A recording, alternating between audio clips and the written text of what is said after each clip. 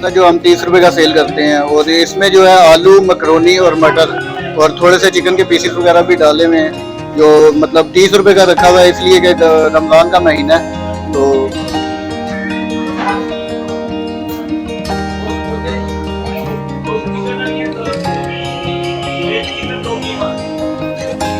ये देखें, इसमें आलू, मटर और मैक्रोनी इसके और मिकदार में भी ज़्यादा होगा।